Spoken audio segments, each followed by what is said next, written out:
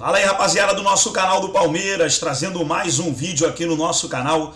E nesse vídeo para trazer o pós-jogo aí da vitória do Verdão sobre o Fortaleza, 3-1 no Allianz Parque. Os gols do Palmeiras marcados pelo Richard Rios, o Rafael Veiga e no final da partida o Breno Lopes, o Lucero descontou para o Fortaleza. Vitória importantíssima aí do Verdão. Palmeiras indo aí aos 28 pontos no Campeonato Brasileiro. Fica ali na segunda colocação junto com o Flamengo, então mostra que vai continuar na briga sim pelo Brasileiro, ainda que esteja longe do Botafogo, mas o Palmeiras é um time muito regular e já consegue essa vitória importantíssima dentro de casa e agora vai ter uma semana aí tranquila para trabalhar para a próxima partida. Próxima partida do Palmeiras será fora de casa contra o América Mineiro. 3-1 para o Verdão. Vamos analisar aí o que os comentaristas falaram após a partida. Antes, quero convidar você que ainda não é inscrito no nosso canal, se inscreva, ative o sininho das notificações para você não perder nada. Vamos para o vídeo e daqui a pouco nós estaremos de volta. Rafael, sendo segundo volante, né, vindo um pouco mais para trás. Então, antes ele conseguia adaptar jogadores que hoje ele não consegue. Ainda assim, é uma Leila Pereira dizendo que está tudo muito caro, é o Palmeiras dizendo que está muito difícil para trazer jogadores, enquanto a gente vê outros clubes se reforçando. Não é que o Palmeiras não tem esse dinheiro, ele tem, e é isso que irrita o torcedor, Mari. Pois é, porque assim, uma coisa é você adaptar por uma necessidade, outra coisa é você descaracterizar o jogador. Sim. Né? Então, assim, o Palmeiras, o Abel, ele faz muito bem esse trabalho, acho que principalmente quando o time estava bem encaixado e ele não passava por tantas necessidades, porque a gente está falando de necessidades, né? Uhum. Então, assim, ele consegue, para tampar um pouquinho ali, para trabalhar com esse tempo, enquanto não chega a contratação que ele tanto pede, por exemplo, no caso do Danilo, ele consegue adaptar o Zé Rafael ali. Mas a gente percebe que não é necessariamente a dele ali.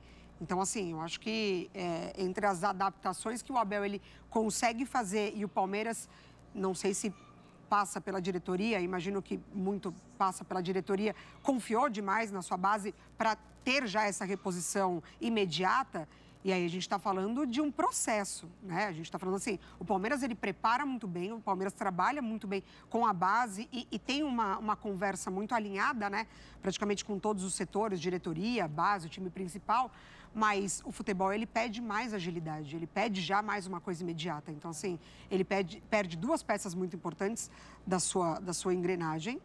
E aí agora tá sentindo falta. Pois é, sente mesmo, Djalma, e é muito claro isso nas partidas. Hoje o Palmeiras teve esse placar, foi até um placar elástico, mas teve a sorte do jogo começar a se encaixar no segundo tempo principalmente, mas é um Palmeiras que precisa de reforço e que muitas vezes, claro, é difícil a gente ver torcedor do Palmeiras protestando porque o time vem ganhando títulos atrás de títulos, mas quando você vê que a equipe começa a cair de produção e você não vê a diretoria agindo na velocidade que deveria para trazer essas reposições para o seu treinador, a gente entende também o torcedor ficar um pouco irritado, né, Djalma? É normal, né, Marcela? Porque, assim, todos os concorrentes, os principais, os adversários, todo mundo procurando se reforçar e não só nessa janela, né? Já desde o início do ano. E o Palmeiras, por ele ter um sistema de jogo muito definido, seu elenco saber como é que funciona tudo, muitas vezes você trocava as peças e entravam jogadores até com menor qualidade técnica, mas conseguia suprir, conseguia fazer bem a função pela equipe estar muito bem organizada. Mas o nível está subindo e o Palmeiras tem que acompanhar. Eu acho que o Palmeiras perdeu jogador importante e numa posição muito importante, né, que é ali o meio de campo. E eu acho que, assim, apesar do Gabriel Menino ter entrado, ter jogado bem, mas você precisa de mais reforços nessa posição. O Palmeiras precisa de reforços na frente, porque, assim, você vê as outras equipes, sai um jogador, as principais concorrentes do Palmeiras, entra o outro praticamente do mesmo nível. E no Palmeiras isso não acontece. Quando sai um titular, principalmente em determinadas posições, o que entra está muito abaixo. Então, é preciso sim reforçar, porque o Palmeiras agora ele está em duas competições só, né? Está na Libertadores e no Brasileiro e tem que, pela sua potencialidade, tem que ir em busca de um desses, e para isso eu acho que necessita reforços, sim.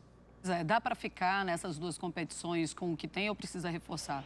Se bem que está muito, mas muito louco, perto, né, de trazer os 5, né, também, o volante tão sonhado pela Abel.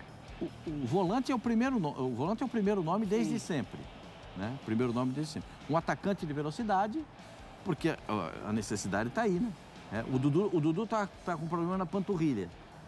Não jogou hoje porque está sendo preparado para jogar contra o Atlético Mineiro. Porque o ano do Palmeiras, no Campeonato Brasileiro, a distância do líder é enorme.